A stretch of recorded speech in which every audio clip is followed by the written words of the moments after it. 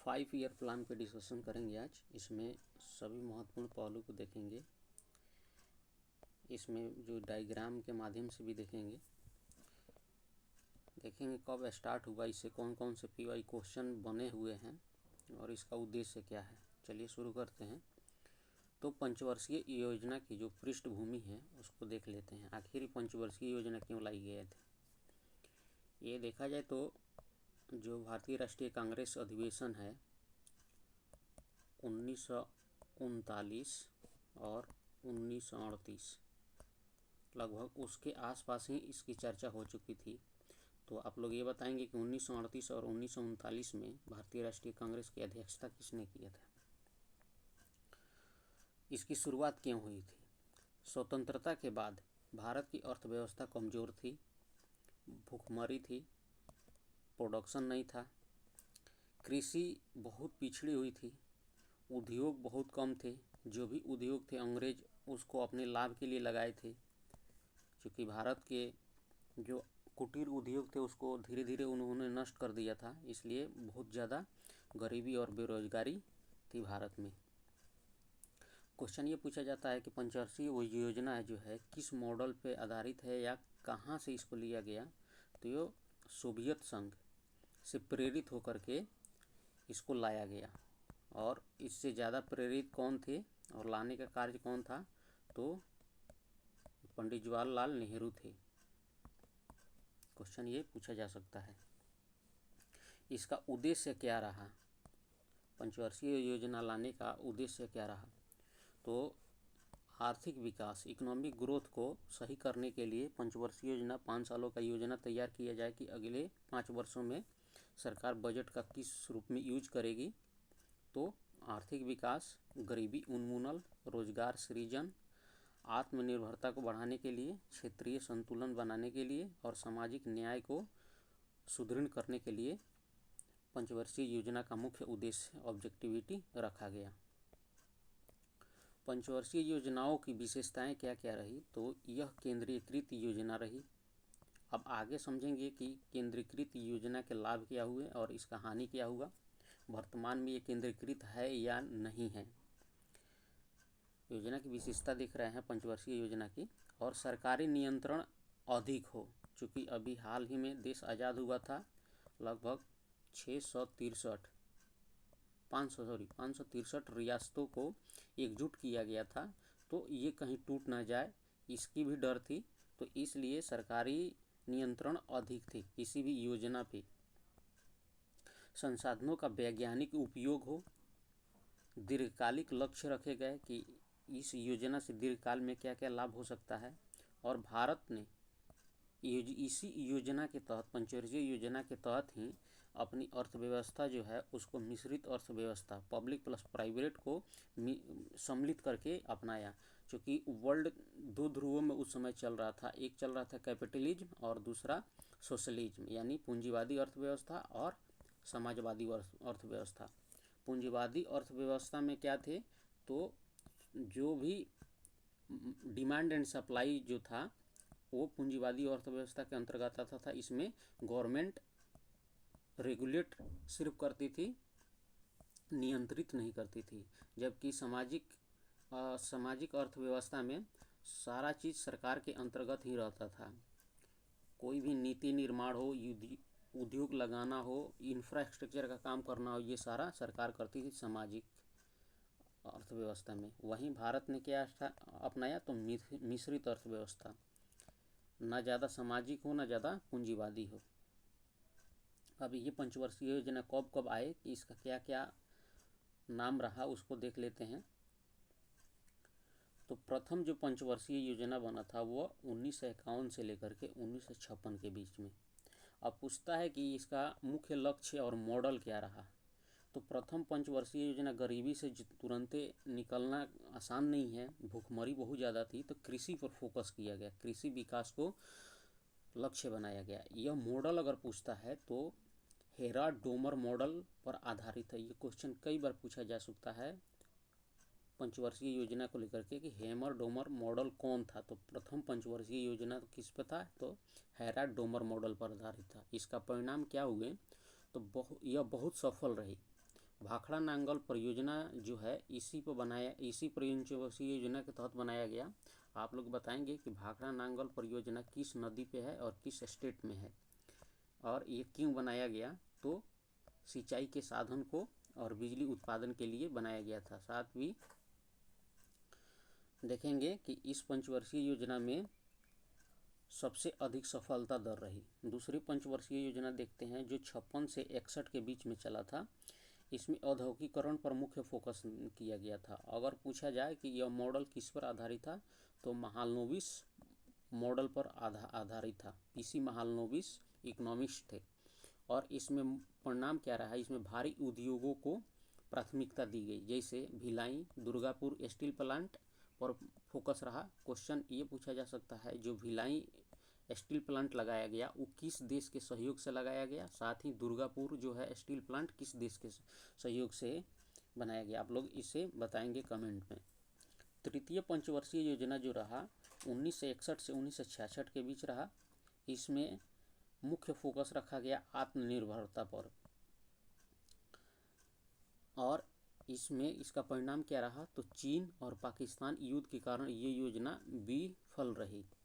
हाँ, तो यहाँ पे दुर्गापुर जो है यह यूके ब्रिटेन के सहयोग से और भिलाई जो है रूस के सहयोग से स्टील प्लांट लगाया गया था। ऐसे और भी स्टील प्लांट लगाए, टाटा स्टील प्लांट लगाया गया, बोकारो स्टील प्लांट लगाया गया। आप लोग बताएंगे कि वो किस देश के सहयोग से लगाया गया। इसी समय जो है योजना अवकाश भी रहा है, उसको देखेंगे। चौथी पंचवर्षीय योजना जो है वह 1969 से 74 के बीच में रहा है। इसका जो मुख्य लक्ष्य रहा है वह स्थिरता के साथ विकास को सुदृढ़ करना था और इसमें क्वेश्चन पूछा जा सकता है कि 1969 को 14 बैंकों को राष्ट्रीयकरण और स्माइलिंग बुधा परीक्षण इसी समय किया गया था। ये भी क्वेश्चन पूछा जा सकता है कि किस पंचवर्षीय योजना के तहत भारत पहली बार परमाणु परीक्षण किया था और उस परमाणु परीक्षण का जो सिंबल क्या था। तो प्रथम जो परमाणु परीक्षण किया गया था इंदिरा गांधी के कार्यकाल में 1974 में और उसका विषय क्या था स्माइलिंग बुधा, राजस्थान के पोखरण में। पांचवी पंचवर्षीय योजना को देखें तो यह 1974 से लेकर के 1978 के बीच में चला है और पांचवी पंचवर्षीय योजना में गरीबी हटाओ का लक्ष्य रखा गया। क्वेश्चन ये भी पूछा गया है प्रीवियस ईयर में कि किस पंचवर्षीय योजना के तहत गरीबी हटाओ की जो नारा दिया गया था, तो वो पांचवी पंचवर्षीय योजना है और इसका परिणाम क्या रहा तो गरीबी हटाओ का नारा दिया गया, यह 4 सालों में ही समाप्त हो गई। क्यों? क्योंकि 1977 में सरकार गिर गई और जनता पार्टी की सरकार आ गई। अब देखते हैं छठी पंचवर्षीय। इसी पंचवर्षीय योजना के बीच में 3 वर्षों का रोलिंग एनुअल प्लानिंग लाया गया था, उसको आगे देखेंगे। छठी पंचवर्षीय योजना में देखते हैं तो यह 1980 से लेकर के 85 के बीच में चला है और इस पंचवर्षीय योजना का जो मुख्य लक्ष्य है रोजगार सृजित करना है और इसका परिणाम क्या रहा, गरीबी निर्माण कार्यक्रम जैसे IRDP की शुरुआत की गई थी। नेक्स्ट पंचवर्षीय योजना देखते हैं सातवीं पंचवर्षीय योजना जो 1985 से लेकर के 1990 के बीच में चला। इसका मुख्य लक्ष्य रखा गया अनाज, काम और उत्पादकता को कैसे बढ़ाया जाए। इसका परिणाम क्या रहा, तकनीकी विकास पर जोर दिया गया। याद करें कि इसी समय 1984 में इंदिरा गांधी की मृत्यु होती है और युवा प्रधानमंत्री कौन बनते हैं तो राजीव गांधी बनते हैं और उन्हें तकनीकी क्षेत्र का जनक भी माना जाता है भारत के लिए, तो तकनीकी विकास पर विशेष जोर दिया गया। नेक्स्ट पंचवर्षीय योजना आठवीं पंचवर्षीय योजना की बात करें तो 1992 से लेकर के 1997 के बीच में चला था और इसका जो मुख्य लक्ष्य है मानव संसाधन को विकसित करना है।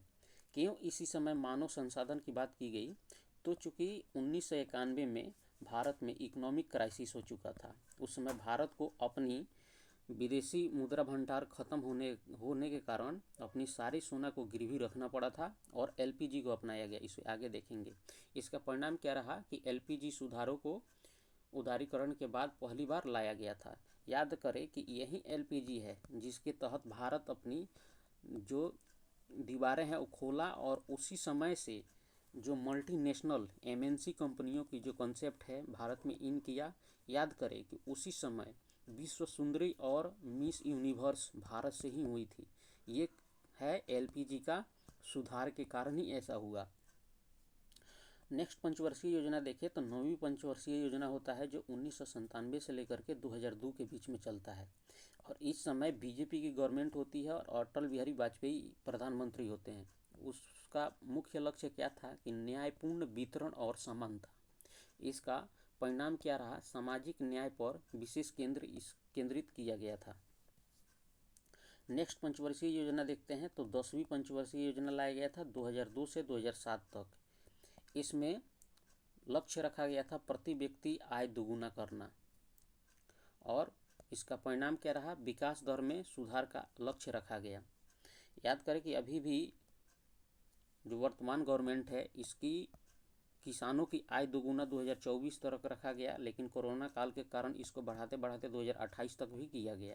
हालांकि अभी तक दोगुना की कोई चर्चा होती नहीं है, पेपर वर्क तो दिखता है लेकिन ज़मीनी स्तर पर नहीं दिखता है। तो ये कब का है, तो 10वीं पंचवर्षीय योजना याद रखेंगे 2002 से 2007 के बीच में और विकास दर में सुधार का लक्ष्य रखा गया था। नेक्स्ट देखते हैं 11वीं पंचवर्षीय योजना जो 2007 से लेकर के 2012 के बीच में चली। डॉक्टर मनमोहन सिंह की गवर्नमेंट थी। इसका लक्ष्य क्या था, तीव्र और अधिक समावेशी विकास को लाना और इसका परिणाम क्या हुआ, शिक्षा और स्वास्थ्य पर भारी निवेश करना। नेक्स्ट पंचवर्षीय योजना जो देखते हैं 12वीं पंचवर्षीय योजना और यह अंतिम पंचवर्षीय योजना भी होता है जो 2012 से लेकर के 2017 के बीच चलता है और इसका लक्ष्य क्या था, सतत और समावेशी विकास। चूँकि इस समय एसडीजी की कंसेप्ट आ गई थी, जो एसडीजी की कब से कब तक है कि 2015 से लेकर के 2030 तक के बीच में। इसमें लक्ष्य कितने थे, तो 17 लक्ष्य रखे गए थे। उसको ध्यान में रखते हुए, वैश्विक अर्थव्यवस्था को ध्यान में रखते हुए 12वीं पंचवर्षीय योजना को सतत और समावेशी विकास की कंसेप्ट दी गई थी। इसमें परिणाम क्या हुआ कि भारत की अंतिम पंचवर्षीय योजना ही हुई। अभी इसके बाद कौन सा आ जाता है, तो नीति आयोग आ जाता है। यही नीति आयोग जो पहले पंचवर्षीय योजना केंद्रीकृत हुआ करता था, अब नीति आयोग लाने से यह विकेंद्रीकृत हो गया। इसमें मुख्य अंतर यही रहा। क्वेश्चन यहाँ से पूछा जा सकता है कि कब क्या क्या रहा। इसे शॉर्ट फॉर्म में याद करने के लिए कुछ डायग्राम के रूप में देख सकते हैं।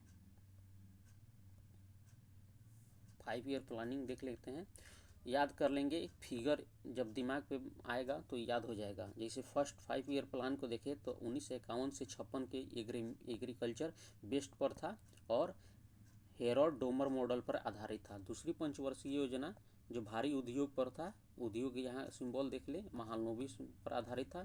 तीसरी पंचवर्षीय योजना जो थी सेल्फ सफरिंग के लिए था, आत्मनिर्भर बनने के लिए था। याद करेंगे इसी समय प्रधानमंत्री बनते हैं कौन, तो जय जवान जय किसान के नारा देते हैं। जो नेक्स्ट पंचवर्षीय योजना देखे 1966 से 1959 के बीच में, इसमें हॉलीडे यानी छुट्टी रखा जाता है, अवकाश योजना अवकाश होता है। क्यों कि इसी समय चीन और पाकिस्तान से युद्ध हो जाता है। नेक्स्ट 5 ईयर देखें जो फोर्थ पंचवर्षीय योजना है 1969 से 1974 के बीच में, इनमें ग्रोथ विथ स्टेबिलिटी प्लान लाया गया था। फिगर के माध्यम से भी इसको याद कर सकते हैं। नेक्स्ट देखिए पंचवर्षीय योजना 5 जो 1974 से 1969 में, जिसमें पॉवर्टी रिमूवल की प्लान दी गई थी। गरीबी हटाओ का नारा इंदिरा गांधी ने दिया हुआ था। नेक्स्ट पंचवर्षीय योजना जो जनता पार्टी के समय लाया गया था, एनुअल प्लान के तहत टेम्पररी हाल्ट के रूप में इसे लाया गया था। फिर इंदिरा गांधी प्रधानमंत्री बनती है सिक्स्थ पंचवर्षीय योजना के समय में 1980 से 1985 में, और इसमें technology and poverty reduction plan लाया गया। नेक्स्ट 7वीं पंचवर्षीय योजना 1985 से 1990 में प्रोडक्टिविटी एम्प्लॉयमेंट प्लान लाया गया था राजीव गांधी के समय में। नेक्स्ट पंचवर्षीय योजना आया था 1990 से 92 में। इसी समय 1991 में एलपीजी को अपनाया गया था, लिबरलाइजेशन, प्राइवेटाइजेशन और ग्लोबलाइजेशन। 8वीं पंचवर्षीय योजना की बात करें तो 1992 से 97 के बीच में हो जाता है। ह्यूमन डेवलपमेंट प्लानिंग लाया गया था। 9th पंचवर्षीय योजना जो लाया गया था 1997 से 2000 के बीच में, growth with social justice plan. 10वीं पंचवर्षीय योजना को देख ले तो 2002 से 2007 में फास्टेस्ट ग्रोथ प्लान लाया गया था। 11वीं पंचवर्षीय योजना जो 2007 से 2012 के बीच में इंक्लूसिव ग्रोथ प्लान लाया गया था। और अंतिम 12वीं पंचवर्षीय योजना fastest sustainable and more inclusive growth लाया गया था। अब आगे देख लेते हैं इस पंचवर्षीय योजना कब क्या रहा है। योजना अवकाश की बात देख लें तो कुछ समय ऐसे आए जब 5 साल की योजनाएं नहीं बन सकी, उन्हें योजना अवकाश कहा जाता है। 1966 से 1969 के बीच में युद्ध और सूखे के कारण 3 वर्षीय योजना लाया गया था। यहाँ पंचवर्षीय योजना नहीं काम किया था। वहीं 1978 से 1980 के बीच में रोलिंग प्लान लाया गया था, एनुअल, जो एक साल की प्लान बनाया गया था क्योंकि गवर्नमेंट स्टेबल नहीं थी। वहीं 1990 और 92 में आर्थिक संकट के कारण यहाँ भी वार्षिक योजनाएं लागू की गई थी। वर्तमान में स्थिति देखें तो 1 जनवरी से, याद ये भी क्वेश्चन पूछा गया है कि कब नीति आयोग लाया गया था। 1 जनवरी 2015 से केंद्र सरकार ने योजना आयोग को समाप्त कर दिया, उसके स्थान पर नीति आयोग की स्थापना की। अब पंचवर्षीय योजनाएं नहीं बनाई जाती है। नीति आयोग जो है वह 15 सालों का विजडम डॉक्यूमेंट और 7 सालों की रणनीति और 3 सालों का एक्शन प्लान एजेंडा तैयार करता है। अब इसकी उपलब्धियां क्या क्या रही योजना आयोग की, तो कृषि उत्पादन में भारी वृद्धि हुआ, औद्योगिक विकास हुआ, गरीबी में कमी आई और शिक्षा और स्वास्थ्य में सुधार हुआ। हालांकि जितने पैमाने पर होना चाहिए उतना नहीं हुआ। और इसकी कमियां क्या क्या रही, तो लक्ष्य पूरे नहीं हुए। कोई ही पंचवर्षीय योजना था जो अपनी लक्ष्य को पूरा कर पाया। जैसे 5 पंचवर्षीय योजना सबसे अधिक प्रोडक्टिविटी रही, इसमें ये भी क्वेश्चन पूछा गया है। बेरोजगारी लगातार बनी रही, जबकि 5वीं पंचवर्षीय योजना में गरीबी हटाओ की नारा भी दिया गया था। भ्रष्टाचार इसमें सम्मिलित रहा, क्षेत्रीय असमानताएं बनी रही। क्यों कि जब हरित क्रांति का नारा दिया गया था, हरित क्रांति आया, तो हरित क्रांति जो है संपूर्ण भारत में ना होकर के पंजाब, हरियाणा और उत्तर पूर्वी उत्तर प्रदेश तक ही सीमित रहा, जबकि भारत का अधिकतर जो भाग है वह इससे अछूता रहा। आई होप पंचवर्षीय योजना से संबंधित सारे जो क्यूरी होंगे समाप्त हुए होंगे। वीडियो अच्छा लगेगा तो चैनल को सब्सक्राइब करेंगे, लाइक करेंगे। Thank you.